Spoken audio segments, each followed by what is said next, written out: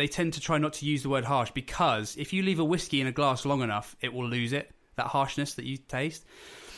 What it normally is the alcohol, right? So it's the sort of level of ethanol in there that's sort of burning your mouth, burning your taste buds, and it's sort of killing them as well. So it doesn't kill them, but it numbs them. So when you take a sip of whiskey and it's really harsh, you can actually feel your tongue kind of go numb, and that is actually numbing your taste buds, which means you're not going to taste very much in the next sort of few minutes.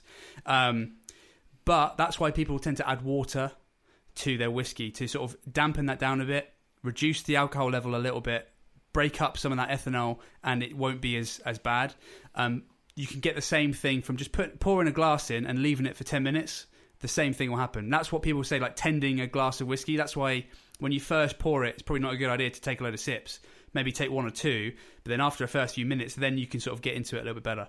So it varies, but it's probably the alcohol level. So if you get something that's like 46%, so I reckon that Woodford Reserve is probably 43%. Yeah, cool. On the money. So that's a little bit more than the standard one. So 40% is standard. So that 3% doesn't sound like much, but it can be quite a lot. But for you, it doesn't taste harsh, which is good. But so I had an Auchentoshan last week, and that to me was a very harsh whiskey, the first pour of it. But I just put a little bit of water in and sort of let it sit for a minute or two, and it was perfect. It was so nice. Right. So don't be put off by that necessarily. Just maybe add a bit of water or just let it sit, and you normally will turn into something nice. But yeah, that's generally my view on it. Very good. Thank you very much, sir. I didn't know a few of those tidbits there. That's great. I like it. Oh, cool. Yeah, every day's a school day. Yeah. So I was watching the TV the other night with the missus. We watched a film, The Day After Tomorrow. Have you both seen that film? Yes. Yeah. So Corker, I absolutely love it, right? I've seen it many times since it came out, since I was a kid, and I love watching it. It's just great fun. Good, classic, blockbuster, Hollywood thing, right? But there is a scene in this film where you've got three guys, and they're up at a weather centre in northern Scotland somewhere, right? And they're one of the groups of people that they can't escape, basically. And they realise soon enough that the weather's so bad that they're going to die in this little sort of weather centre thing, right? They're running out of fuel. Everything's gonna shut off, and they're all gonna perish, right?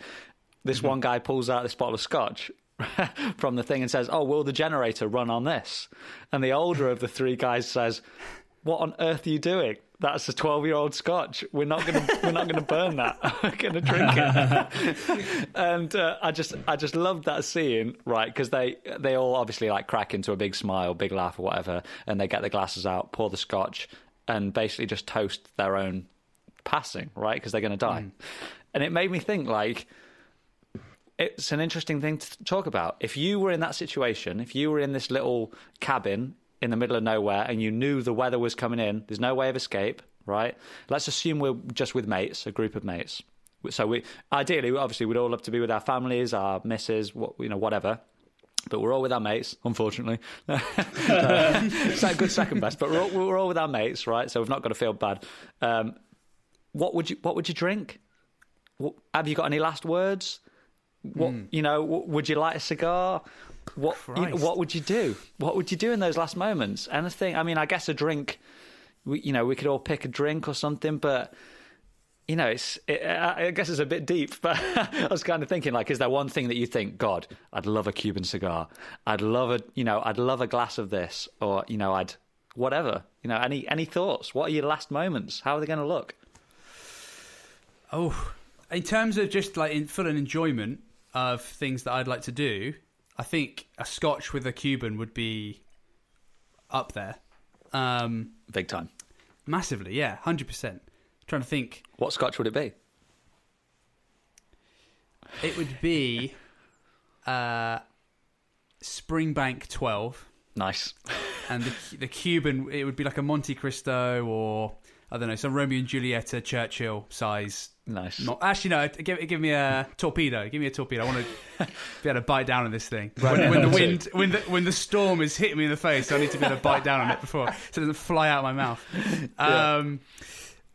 But on a serious note, I think, God, this might get a little bit too deep here, but I'd think I'd go around the room with all my mates, and I'd just be honest and just tell them like why I'm happy they're my friends. You know, probably things they don't know about because there's always things in your head you think, oh yeah, lucky that they did that for me that time, or I'm glad that I met them because of this and that or whatever. Yeah, you never really say those things out loud, do you? Yeah. As a guy, maybe you should, but yeah, that's probably what I'd do. I just think about every single thing. I just tell them before we all died. Mate, that's such a great shout. It's kind of like I don't know what film it is, but like there's a film where like an aeroplane's going down, or they think it's going down, and like the plane's rattling, and this one guy just goes, "I'm gay,"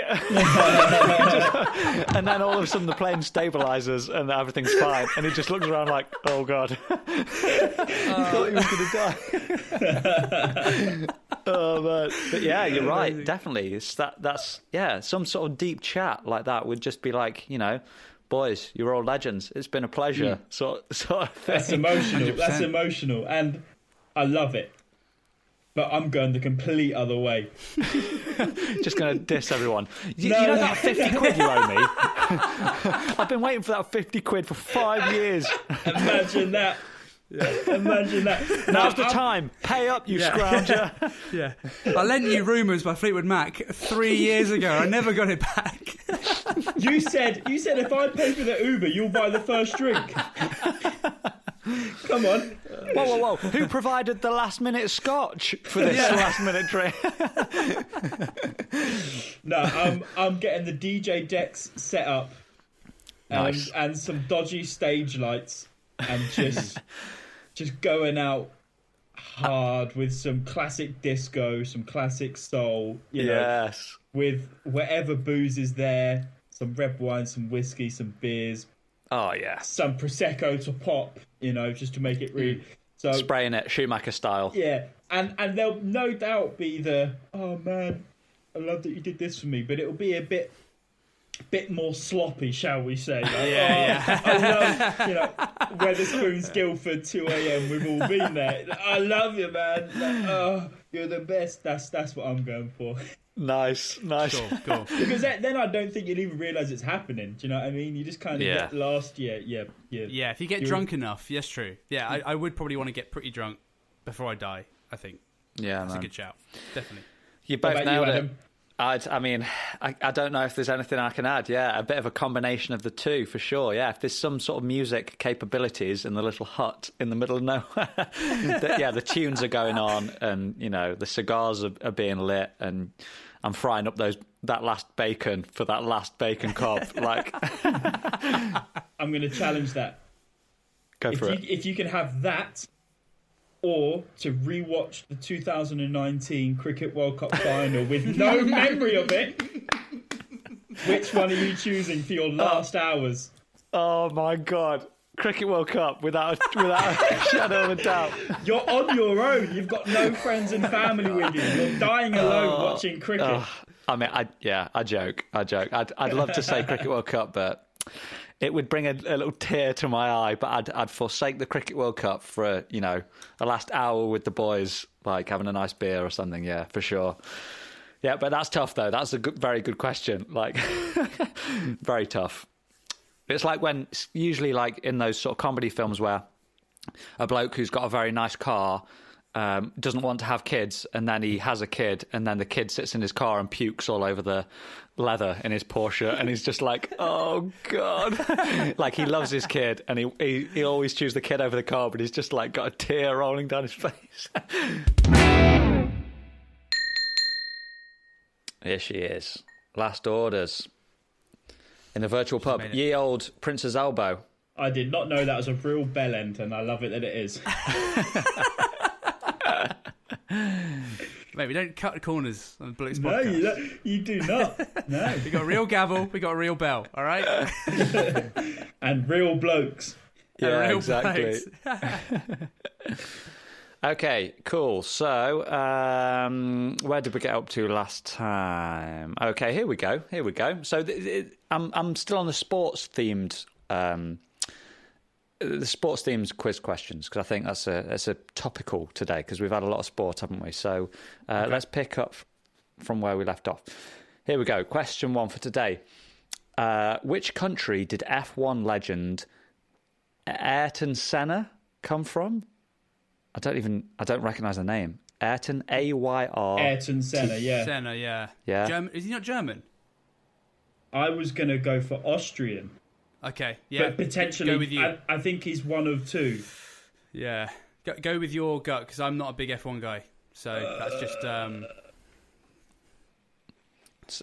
So what did you say, Sam? Austrian? Austrian, I said, yeah. Okay, let's pop it in. Locked in. Mm-hmm. Austrian. Question 2. A penalty in football is taken from how many yards away from the goal? 12. I mean, that sounds like something every bloke should know, but I've got no idea. Is that a strong 12, Sam? Yes, based on the maths. So there's the 6-yard box and there's the 18-yard box. And the penalty is in between the two of them.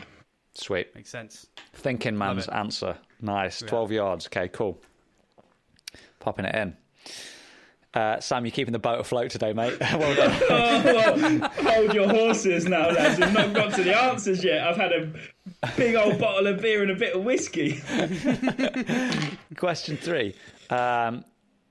What club were West Ham United founded as? So I'm assuming they had the Hammers, maybe, or they had a different name before West Ham. Is that what they were asking? Obviously the nickname's the Hammers, isn't it? But would it be something to do with that? I would imagine that came from West Ham, right? Yeah, that's true. Something to do with East London, maybe? Is there Stratford way? Maybe they were like Stratford United or like Stratford Wednesday. Where does that come from? Sheffield Wednesday. Where does the Wednesday come from? Sheffield Wednesday. That's where that's come from. Yeah. But why? Oh dear. Why? No, I've got no concrete guesses with this one. I mean, yeah. Let's go Stratford United. That's a sensible answer, isn't it? Okay. God, there's lots of football questions. Who has scored the most Premier League hat-tricks? Christ. God. Is it like somebody like Shearer or something, or someone more recent? Well, Shearer's all-time scorer, but then there's someone like Thierry Henry who was banging in goals for fun in the noughties. Yeah. When was the Premier League? Like when was it called the Premier League? 90s, I believe. 90s, cool. I think Shearer is a. Oh, okay. I mean, let's do it. I'm out. Yeah, let's do it. Sam said Henry, and we're taking it from him, and it's all on him if it's wrong. Shit. That means we can blame you if we get it wrong, Sam. That's why we get guests on. That's why you get guests on. Yeah, I've clocked it. Hour and 20 in. Thierry Henry. Okay, here we go. Who were Man United playing when Eric Cantona leaped into the crowd and kicked a fan? Oh, God. That video. I've got no idea. I seem to remember the team were perhaps wearing blue, but maybe I've just dreamt that.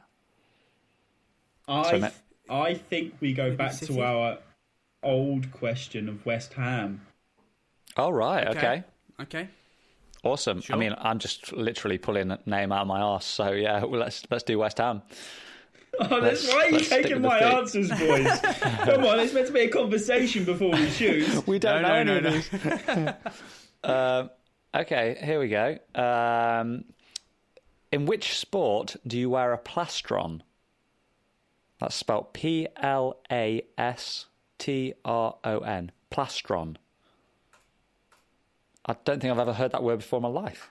No. Plastron.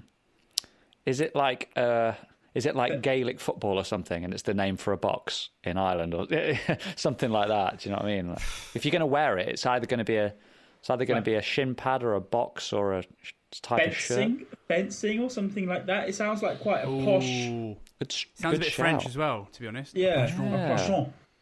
Yeah, maybe that's. I mean, I don't want to boast, boys, but I have passed grade 1 fencing twice. Hang on, why'd you have to do it? Why'd you have to do it twice? I didn't have to. I just did it. I did it once when I was very young.